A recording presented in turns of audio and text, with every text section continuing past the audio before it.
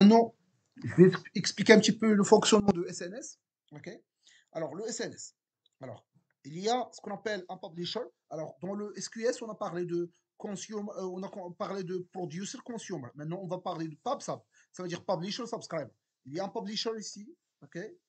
Alors, le publisher va envoyer le data vers un SNS. Ok. Elle est là, le SNS.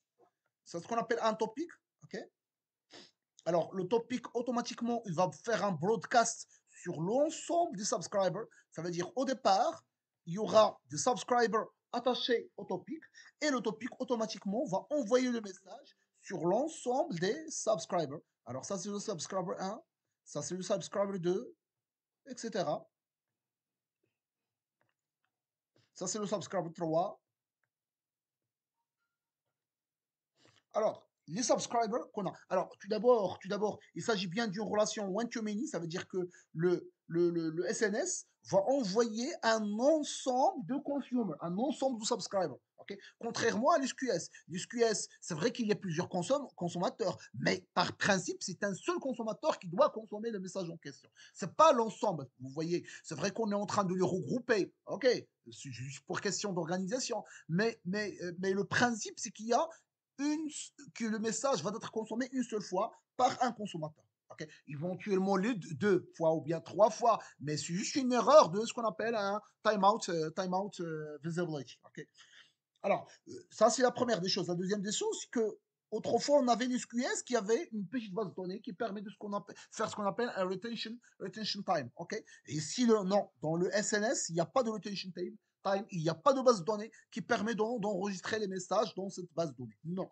Une fois que je vais t'envoyer, je vais envoyer à l'ensemble des subscribers, je vais envoyer le message à l'ensemble des subscribers. Si tu rates votre message, ça veut dire que tu es indisponible ou quoi que ce soit, bye bye, le message a été transmis, c'est tout. Okay. Alors, le user story, c'est quoi? Alors, imaginons qu'on a une application, une commande, par exemple, a été créée. Donc, automatiquement, je vais informer plusieurs parties prenantes. Alors, je vais invoquer, je vais par exemple informer les gens de sales, ok. Je vais informer les gens de gestion client, CRM. Je vais informer aussi les gens de shipping, ok. Ok.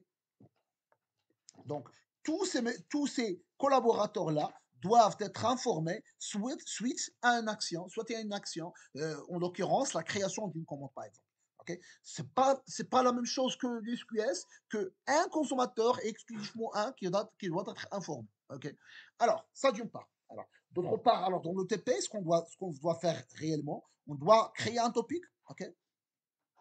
On doit créer un subscriber de ce topic et on va envoyer un message à ce subscriber, sachant qu'on pourra faire d'autres subscribers. Okay. Parce que vraiment, c'est une relation intimée.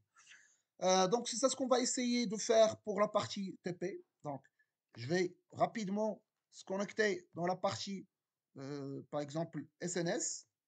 Alors, alors d'ordinaire, je dois chercher ici SNS.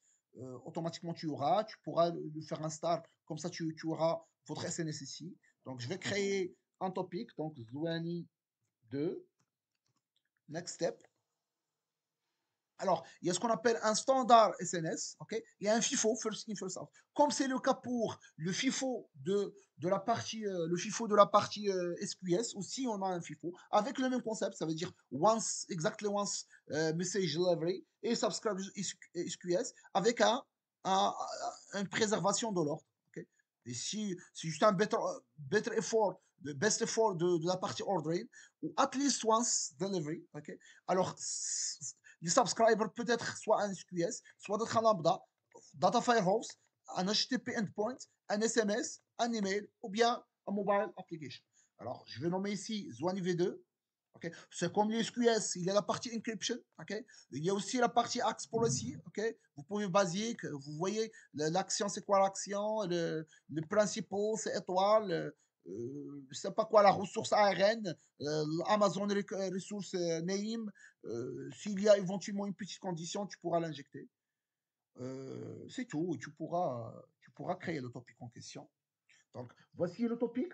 OK. Maintenant, je dois créer quoi? Je dois créer un subscriber. Donc, create subscription. OK.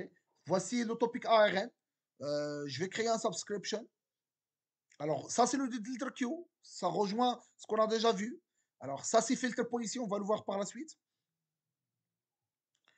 Alors, je vais voir ici le type. Alors, par exemple, je veux faire un email et je veux faire zwani.younes@gmail.com. Ça veut dire que j'aurai une seule subscription qui est Zwani Younes. Alors, d'ordinaire, Zwani.younes doit confirmer qu'il veut s'inscrire. OK? D'ailleurs, pending confirmation, vous voyez. Donc, par contre, une fois que je confirme, alors, ne pas utiliser depuis moins de 8 heures. Alors, c'est ça. You have chosen to subscribe topic. D'ordinaire, je dois avoir un petit lien. You have choose to subscribe. C'est pas Zwani Topic, mais plutôt Zwani V2, si je ne me trompe pas. Alors, je vais faire un refresh. Ouais, c'est ça, c'est Zwani V2, effectivement. Ça, c'est Zwani V2. Alors, V2. Ouais, elle est là. You have chosen. Bon, d'ordinaire, il doit m'envoyer un petit lien pour confirmer mon subscription. Alors, ça, c'est un subscription par rapport à un autre queue. Mais bon, je vais vérifier par rapport à un autre. Alors, Pending. Euh, D'ordinaire, je dois confirmer. Mais bon, moi, j'ai déjà fait un petit topic sur lequel j'ai déjà fait le subscription, j'ai déjà fait la confirmation, elle est là. Et maintenant, je peux envoyer un mail. Je peux envoyer. Alors, ça, c'est juste si vous voulez. Alors, subscription, non. Je vais rentrer dans mon topic. Je rentre dans Zwani Topic. Et je veux envoyer un message. Donc, je vais publish un message.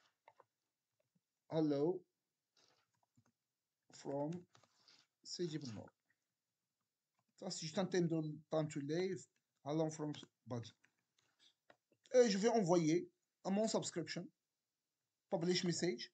Donc, d'ordinaire, il doit envoyer à l'ensemble. C'est déjà confirmé. Je dois simplement vérifier est-ce que ça marche.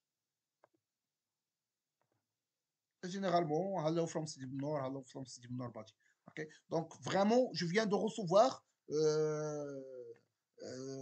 mon message. Alors, je dois simplement préciser un truc par rapport à ce qu'on appelle le fan-out. Alors, le fan-out, on l'avait déjà précisé, c'est que le publisher, il est là. On va vers le topic. Le topic, on va vers plusieurs subscriptions, mais cette fois-ci, les subscriptions ne sont pas ni email, ni téléphone, ni SMS, ni Kinesis, ni Lambda Function, sont plutôt du SQS. Okay? Les SQS, ils ont déjà leur petite base de données pour faire le retention. Okay? Okay? Une fois que le client associé à l'SQS et les apps, il pourra récupérer. Donc maintenant, si j'envoie un message, même si le client est down, même si le client est down, il pourra récupérer le message. Pourquoi? Parce que le message va être enregistré dans la partie base de données de SQS et une fois qu'il est up, il pourra enregistrer. Par contre, le SNS classique ne permet pas, ça veut dire ne permet pas ne permet pas de vous envoyer un message même si vous êtes down. Ça veut dire une fois que vous êtes down, bye bye, le message a été envoyé, vous avez raté le message et c'est tout. Ok. Alors de la même façon que SQS FIFO, il y a SNS FIFO, ok, avec la même logique, l'ordre, avec l'unique consommation.